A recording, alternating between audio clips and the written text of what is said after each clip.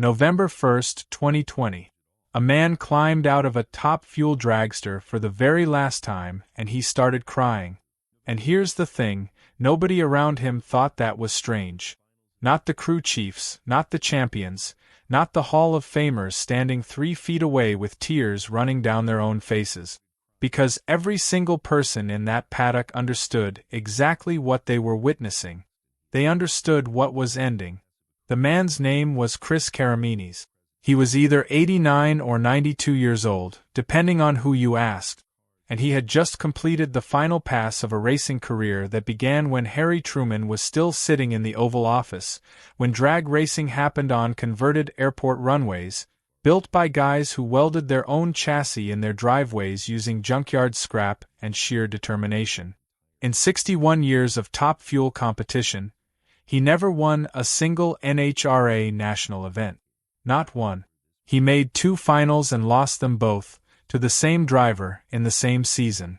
And yet there he stood in Las Vegas wearing a borrowed fire suit, because his own had expired and he genuinely didn't see the point of buying a new one, surrounded by an entire sport that had quietly spent a decade pooling its own resources to keep this one man on the track. Forrest Lucas gave him a lifetime sponsorship. Don Schumacher Racing handed him a state-of-the-art dragster, no charge. Jack Beckman, a funny car champion, walked over and gave him a personal Hans device so he wouldn't have to quit. Jim Head installed one of his engines in the car. Dale Earnhardt Jr. loaned him the fire suit he wore on his final run. Don Garlits, the greatest drag racer who ever lived, put one of his cars in a museum and positioned it a few inches ahead of his own, just so he could claim one victory against him. That is not a story about trophies. That is a story about what a sport decides a human life is worth. And it is one of the most remarkable stories in motorsport history. This is legacy motoring, and I spend way too much time thinking about the people drag racing chose to remember and why. If you're someone who wants to understand what this sport actually is beneath the corporate paint schemes and the broadcast deals and the professional operations with 15-person crews, make sure to hit the subscribe button and give this video a thumbs up if this helps you out.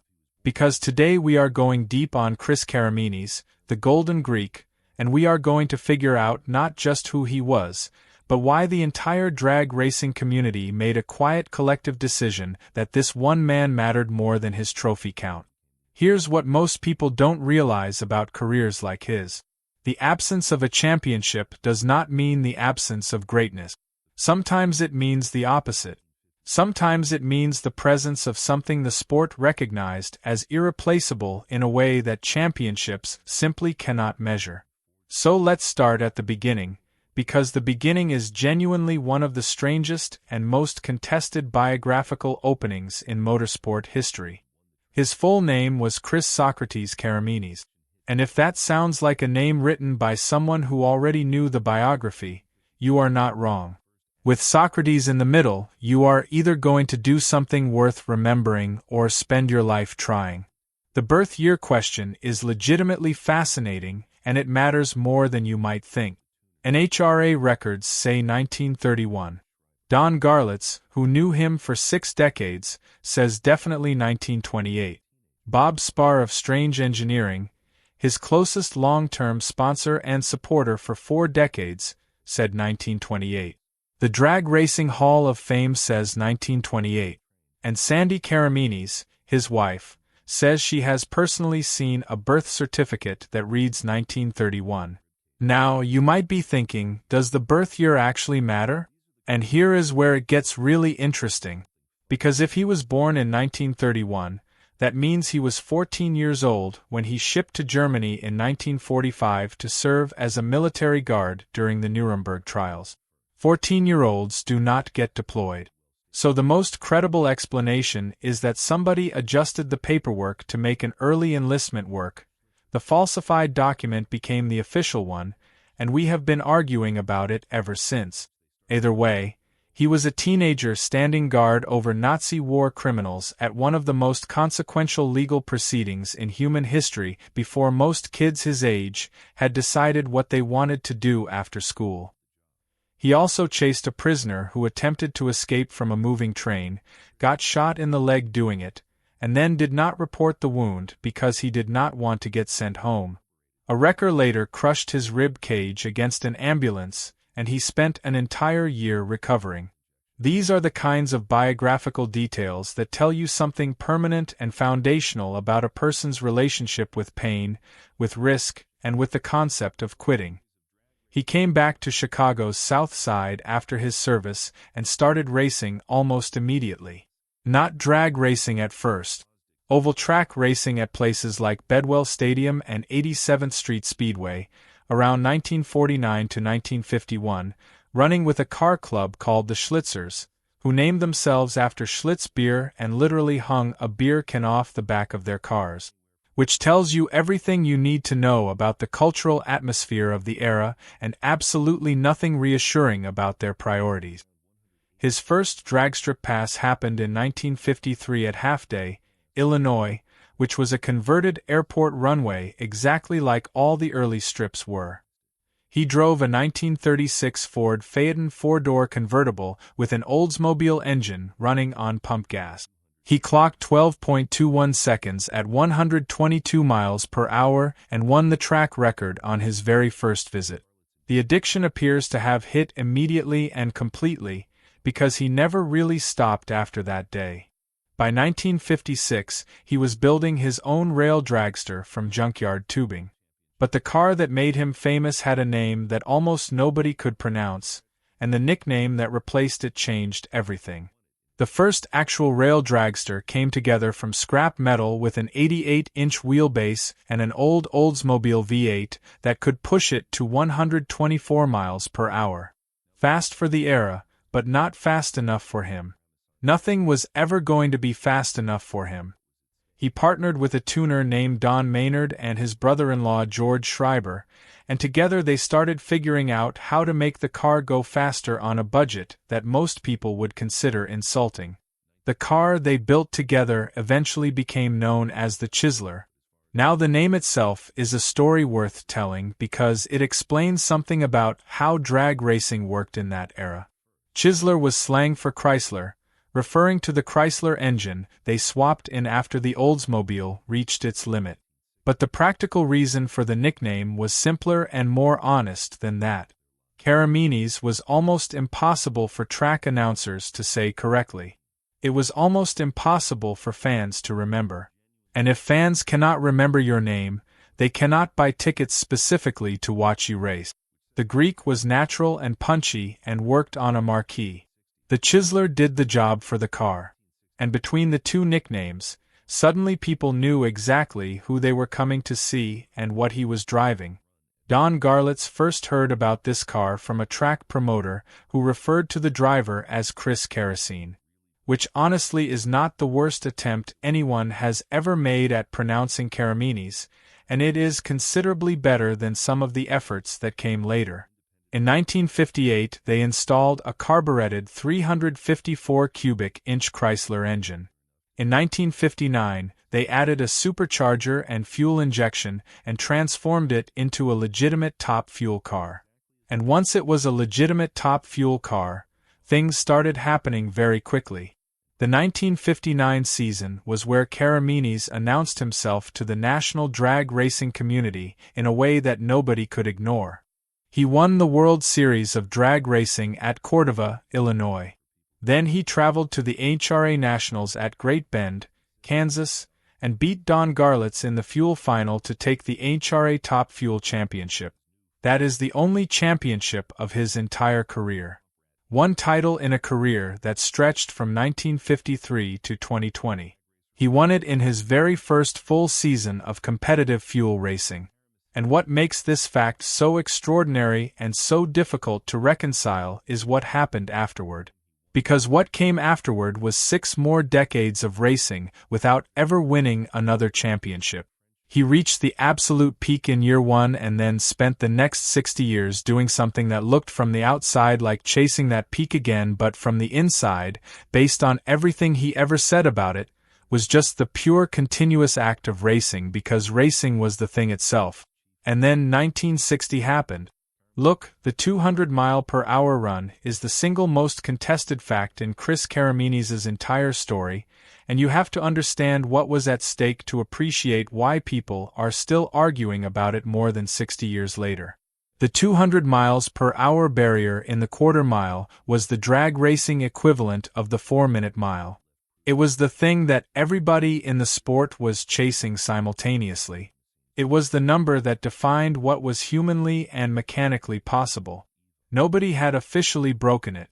On April 4, 1960, some sources say April 24, and the discrepancy has never been resolved, Karamesines ran the Chizler down Alton Dragway in Illinois, and the Fardic timing equipment recorded 204.54 miles per hour at 8.87 seconds. Here is the problem. The Fardic timing systems were known to be inaccurate.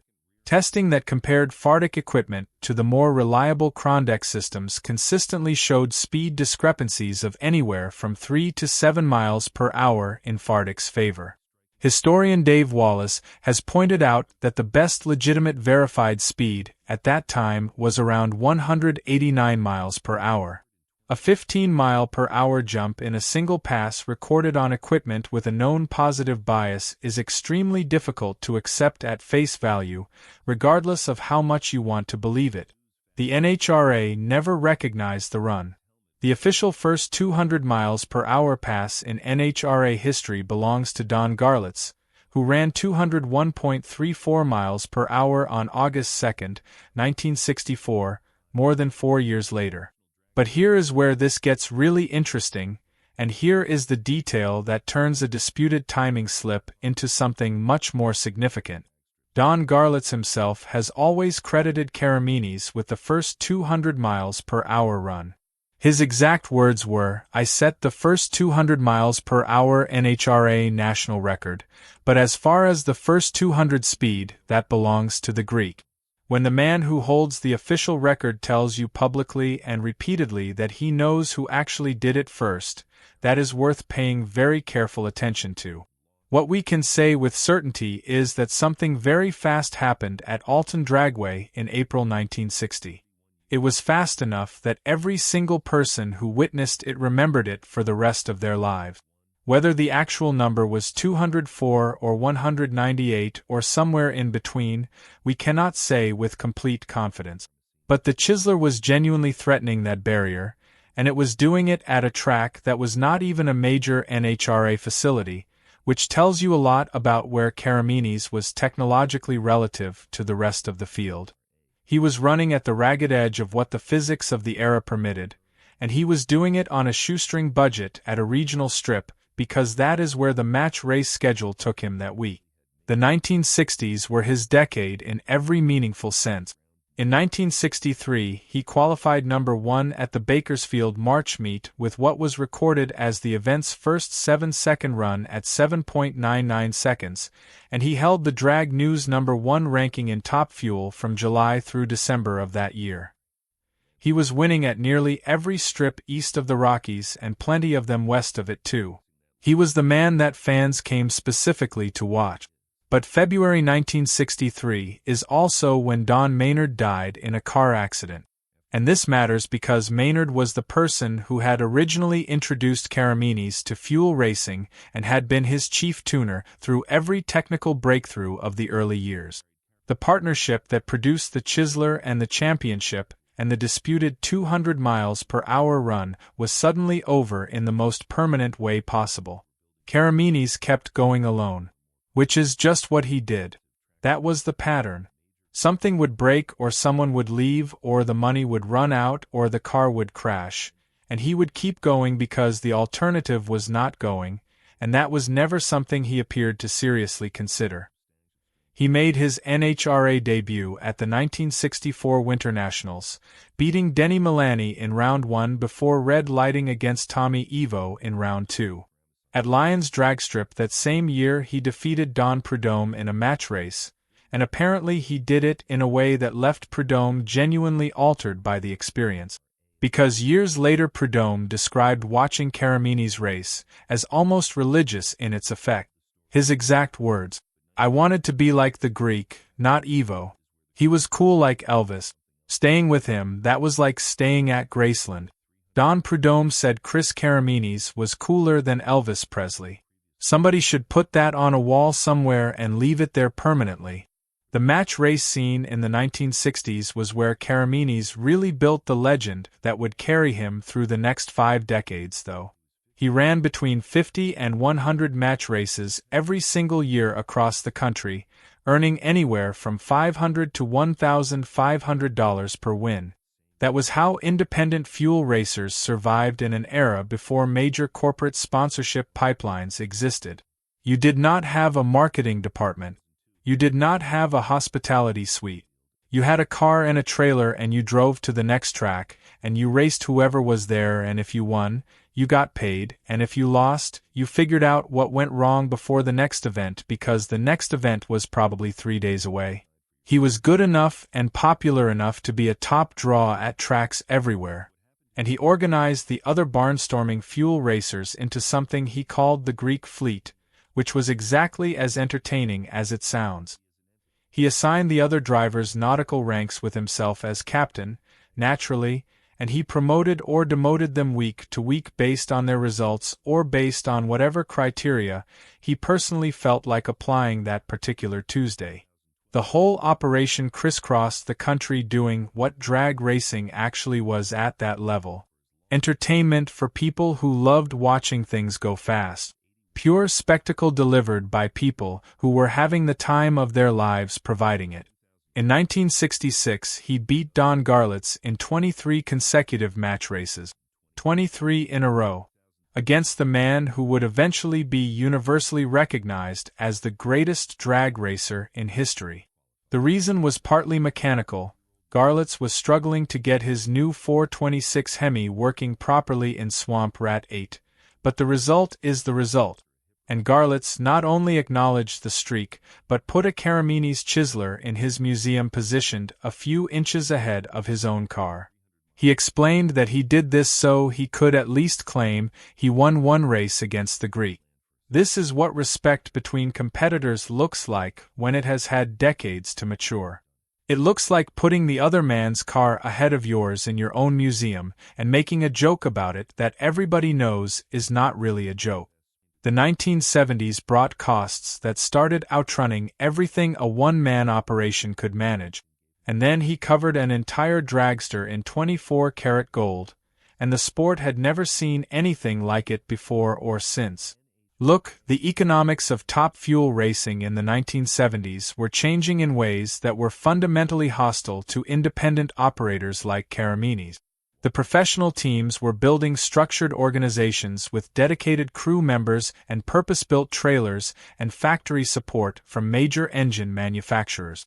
The days when a talented driver with a good tuner and a junkyard-sourced engine could show up and genuinely compete against the best in the world were not completely over yet, but you could see the end coming if you were paying attention. And Karamesines was paying attention. He just chose not to care. He ran a funny car briefly during this period, a Romeo Palomedes-built Mustang with his first 426 Hemi engine, and competed at the 1971 Gator Nationals. The funny car experiment did not last long. It was a detour more than a commitment, and he returned to what he knew and what he loved, which was a rail dragster with an open cockpit and a direct, unmediated relationship with the physics of acceleration. He also acquired a wedge-style rear-engine dragster that Garlits himself had built. This made it only the second rear-engine car Garlits ever sold to another driver, which tells you something about the level of trust and respect between the two men. But the car was too heavy and handled poorly and got abandoned pretty quickly. Karamesines was not sentimental about equipment. If it didn't go fast, it didn't stay. But 1975 is when things got genuinely remarkable from a visual and cultural standpoint, because 1975 is when the Golden Greek nickname locked into permanent orbit. He debuted a dragster that remains one of the most visually striking race cars ever built in any form of motorsport. The entire car, from the wing tips to the front axle, was covered in 24-karat gold plating. Not gold paint. Not a gold-colored anodize. Actual precious metal plating applied by a shop called Precision Plating in Chicago. The wheels were gold-plated. The wing struts were gold-plated. The spill plates, the injector stacks, the valve covers, the roll cage, the steering wheel, the windscreen frame, even the Zeus fasteners that held the bodywork panels together. His helmet was gold-plated too. The entire package gleamed under track lights in a way that made everything else in the staging lanes look gray and utilitarian by comparison. Now here is where it gets really interesting, because nobody can agree on how much actual gold was on this car. The Spar family, who funded some of the plating work, says approximately 1.5 ounces of gold. National Dragster reported 22 ounces. Another publication claimed 40 ounces. The discrepancy is enormous and has never been resolved, partly because the people involved had different incentives for stating different numbers and partly because nobody thought to weigh the car before and after with enough precision to settle the question permanently. Take your pick. What is not in dispute is the visual impact. The car looked absolutely insane on a drag strip surrounded by the plain metal and fiberglass of everyone else's equipment. It got talked about everywhere it appeared. It sold tickets. It made people point and stare and remember. And in a sport built on spectacle, on the raw visceral experience of watching something impossibly powerful cover a quarter mile in seconds, a gold-plated dragster driven by a man called the Golden Greek was spectacle elevated to an art form. And then it got destroyed. A qualifying crash at the Gator Nationals after a tire failure demolished the car completely. The dragster was wrecked beyond any realistic possibility of repair. And here is a detail that tells you everything about the culture of a drag racing paddock. After the crash, with Karamesines physically okay but the car in pieces scattered across the shutdown area, there was apparently a small gold rush in the pits as people scrambled to collect debris that might contain actual precious metal. Whether they found any is another question nobody has definitively answered. Through the 1980s, the economic reality that had been approaching since the mid-1970s arrived fully and settled in permanently. The championship teams were now building operations with a dozen or more crew members and massive tractor-trailer rigs, serving as mobile workshops and major corporate money underwriting everything from engine development to travel expenses. They had data acquisition systems and specialized clutch management programs and engineering support that looked more like aerospace than like weekend racing. And Karamesines was running on whatever his machine shop and engine building connections on Chicago's South Side could generate, supplemented by support from Strange Engineering and the personal loyalty of people who had known him for decades.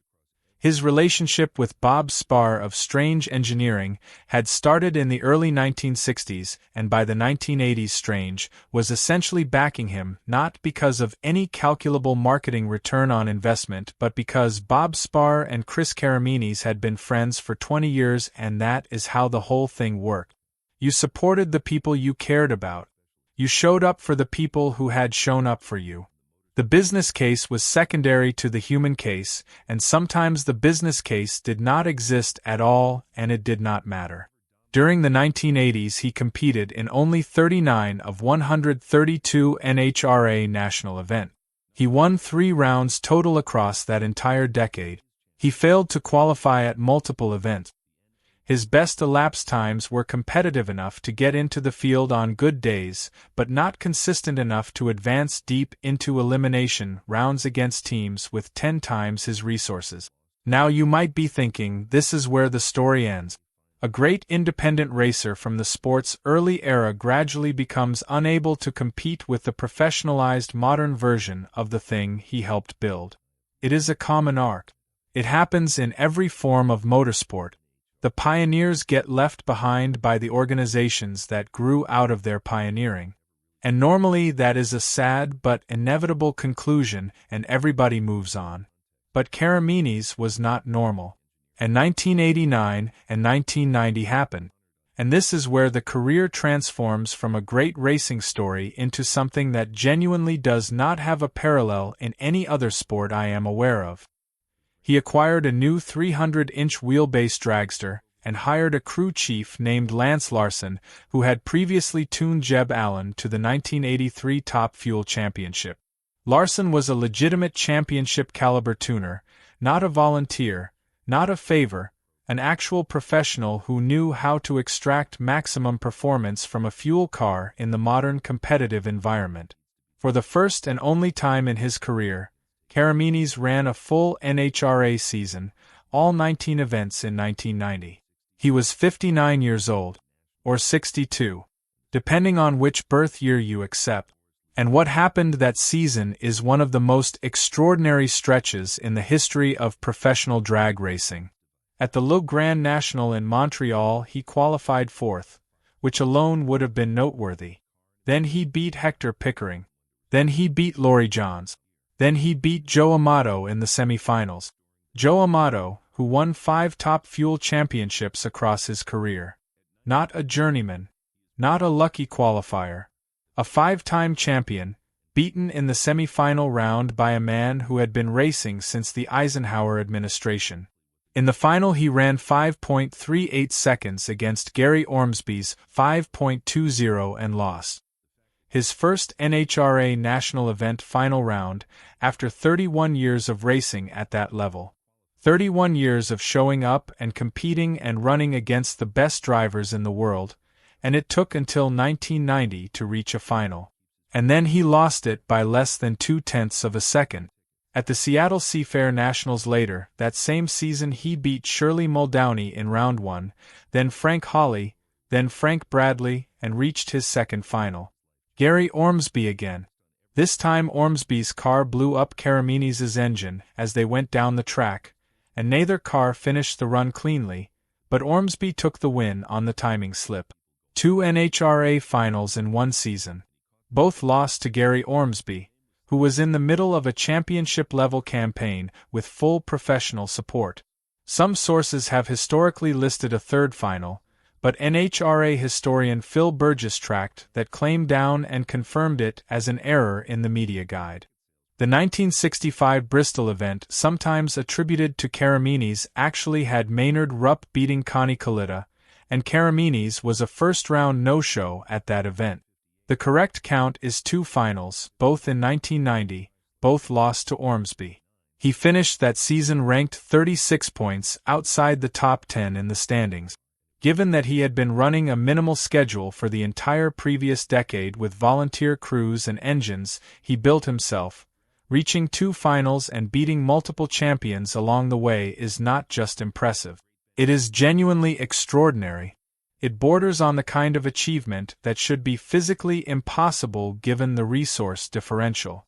Lance Larson said afterward, and this is worth reading carefully because it comes from someone who understood exactly what championship-level top fuel racing required, I do not think what he has done will ever be repeated. Racing that long and doing it as well and being as well thought of as he is, no one will ever do what he has done.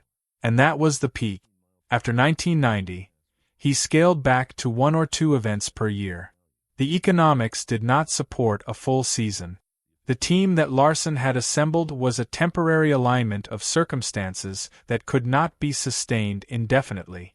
The window opened and it closed, and inside that window, he proved beyond any possible doubt that the talent was there, had always been there, and would continue to be there for decades to come. In 1993, he stepped aside from driving to help his son-in-law Bobby Baldwin pursue his own top fuel career. Bobby had married Karamesines' daughter Paula after they met at a race in Dallas. The family connection to drag racing was deepening and expanding into a second generation. Bobby died of an aneurysm in 2001. That same year, Karamesines ran his first 4-second pass and his first 300-mile-per-hour run. He was 70 years old. Because of course he was.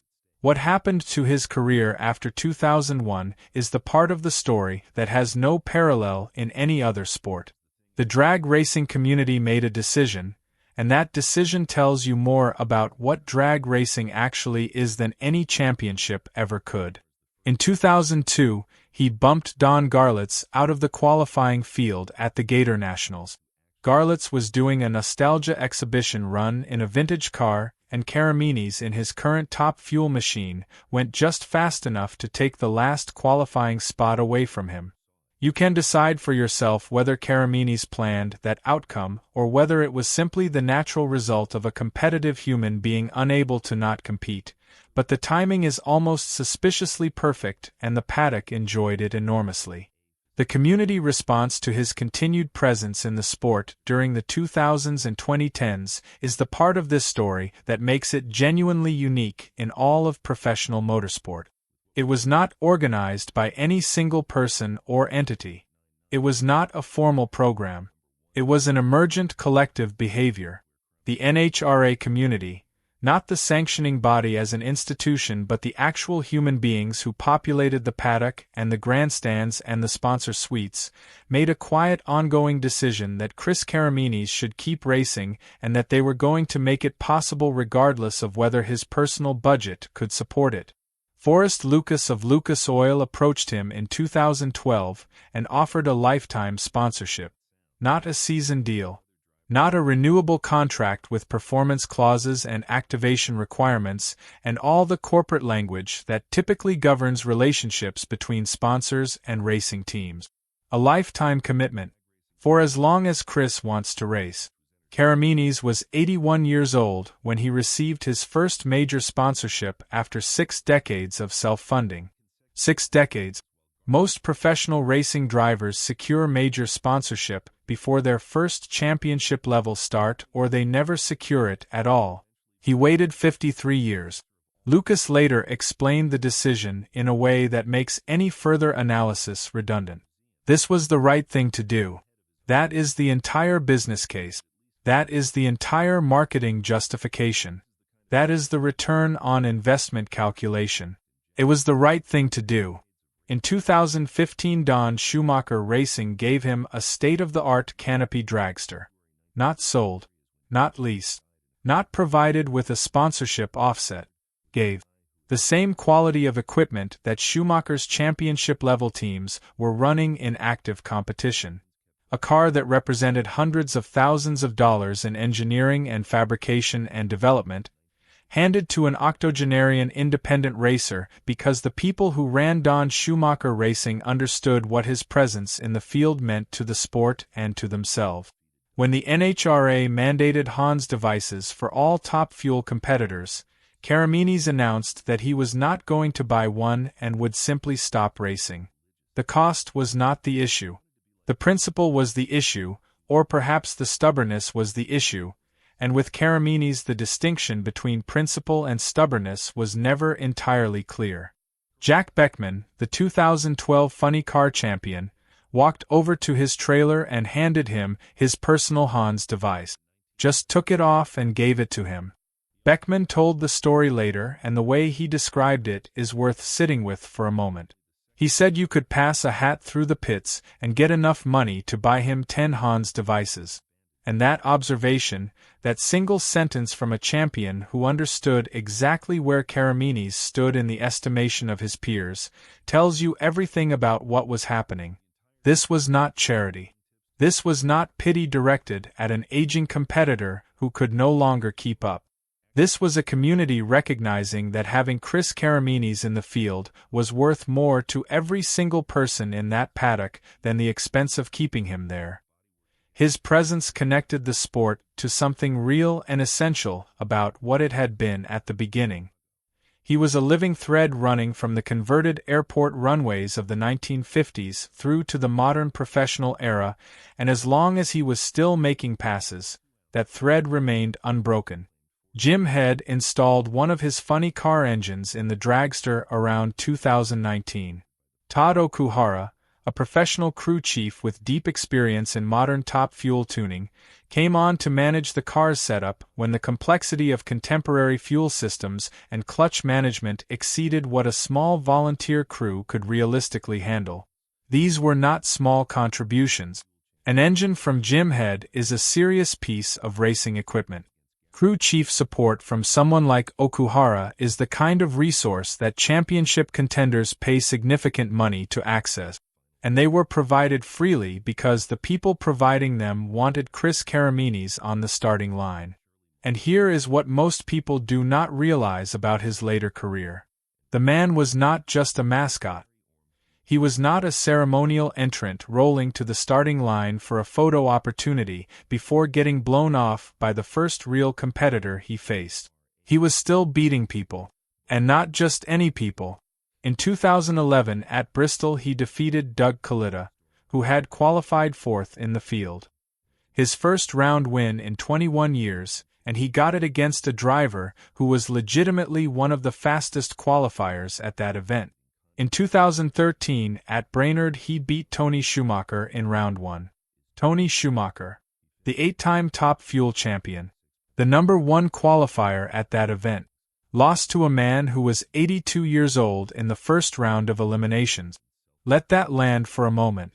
The most decorated Top Fuel driver in NHRA history, sitting on the number 1 qualifying position with the best equipment and the best crew and the best data available to any team in the sport, lost to an 82-year-old man who was running on borrowed equipment and volunteer labor and the accumulated instinct of 6 decades behind the wheel. In 2014 at Bristol, he knocked out Brittany Force, who had also qualified number 1. Another number 1 qualifier beaten by a man old enough to be her great-grandfather. In 2018, after a hip replacement, he came back and ran 305 miles per hour at Brainerd, becoming the oldest driver in NHRA history to exceed 300 miles per hour. He was 86 or 87 years old, depending on which birth year you use, and he had recently had his hip surgically replaced, and he came back and ran faster than 300 miles per hour. His career best elapsed time was 3.897 seconds at the 2009 Auto Club Finals in Pomona.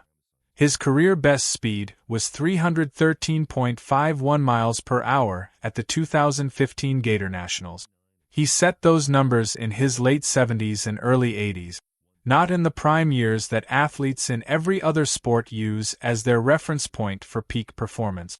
In the years when most people are considering whether they can still comfortably drive to the grocery store. People who watched him race in his final years describe something very specific about being in the pit area near his setup. The major championship teams drew large crowds during qualifying and eliminations, obviously, because that is where the drama was and where the famous names were. But Karamesines' pit area drew a different kind of crowd. People who wanted to watch the car being prepared. People who wanted to watch an old man with engine grease on his hands checking pistons and gapping spark plug rings with the same patience and the same care that had been the only constant across 60 years of racing. Jim Head called him the hardest working human he had ever met. And Jim Head has spent his career surrounded by people whose entire professional identity is built on outworking their competition. The fans who found Karamesines were multigenerational in a way that almost never happens in motorsport. Parents who had watched him race in the 1960s brought their children, who had watched him race in the 1980s and 1990s, who brought their own children, who were watching him race in the 2010s. The Motorsports Hall of Fame noted that while the championship teams drew big crowds to their pit areas during peak competitive moments, nearly the same number of people would be pressed against Karamesines' pit space watching him work. Just watching him work. Not waiting for an autograph. Not hoping for a dramatic qualifying run. Watching a man build a race car with his hands because the act of watching him do it connected them to something they could feel but might not have been able to articulate. His Greek identity was part of his public persona in a way that deserves acknowledgement. In a sport historically dominated by Anglo-Saxon and Midwestern and Southern names, Karamesines was visually and nominally distinctive. The nicknames built directly on that distinctiveness. The Greek. The Golden Greek, the Crazy Greek, and his middle name was Socrates, which you simply cannot make up. A 1964 Sports Illustrated feature described him as a mustached, sleepy-eyed man who looks like a character out of Steinbeck's Tortilla Flat, which is the very specific kind of physical description that tells you a lot about how journalists of that era processed someone who did not fit their default template for what a race car driver looked like. The Motorsport's Hall of Fame compared his appearance to Cesar Romero. He was memorable in a room full of people whose entire professional existence depended on being memorable, and that visual distinctiveness translated directly into ticket sales and fan loyalty across 7 decades of competition. Phil Burgess, who has been covering drag racing for NHRA for decades and who has written about virtually every significant figure in the sport's history, wrote about Karamesines after his retirement and said the adjective most commonly associated with him, legendary, does not even begin to cover it. And that assessment comes from someone who uses words professionally and who understands exactly how much weight the word legendary is supposed to carry. So why did he never win a national event? The honest answer involves resources and technology and the structural timing of when his career peaked relative to the evolution of the sport's competitive format. His best driving years were the 1960s, when match racing was the primary economic engine of fuel drag racing and the NHRA was the more relevant sanctioning body for his style of operation. He won the 1959 NHRA championship and dominated his competition across that entire decade in ways that the people who witnessed it never forgot. There's a version of this story where you ask whether it was sad. But Chris Karamesines answered that question himself every single time anyone put a microphone in front of him. The structure of his career, small operation, self-funded, 50 to 100 events per year with most of them being match races rather than elimination format competitions, did not optimize for NHRA national event wins because the NHRA was not always the primary venue where his racing happened. By the time the sport centralized around the NHRA national event format in the late 1970s and 1980s, the resource gap between independents and professional organizations had become unbridgeable. On November 1, 2020, Chris Karamesines lost to Leah Pruitt in Round 1 at the NHRA Finals in Las Vegas and climbed out of that borrowed fire suit and said through tears, "It has been 63 years of fun and I have loved every minute of it." Don Garlits is restoring the 1962 twin-engine Chizler at his museum right now. At 93 years old, he is personally rebuilding a car that belonged to his oldest rival and closest friend. His granddaughter Krista Baldwin took over the top fuel seat running competition number 725. 3 generations, 1 family. One sport that decided a man mattered more than his trophy count and kept him around for as long as it possibly could.